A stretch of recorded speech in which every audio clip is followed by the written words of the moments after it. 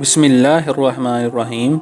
حضرت ابو ہریرہ رضی اللہ تعالیٰ عنہ بیان کرتے ہیں کہ نبی صلی اللہ علیہ وآلہ وسلم نے ارشاد فرمایا کہ ایک شخص نے دیکھا کہ ایک کتا پیاس کی وجہ سے کیچڑ کھا رہا تھا۔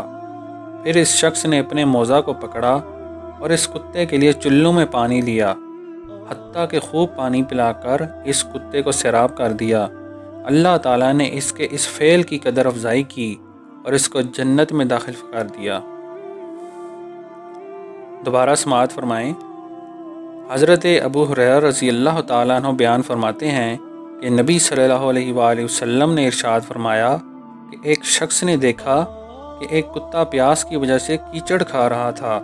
پھر اس شخص نے اپنے موزہ کو پکڑا اور اس کتے کے لیے چلو میں پانی لیا، حتیٰ کہ خوب پانی پلا کر اس کتے کو سیراب کر دیا۔ اللہ تعالیٰ نے اس کے اس فعل کی قدر افزائی کی اور اس کو جنت میں داخل فرما دیا۔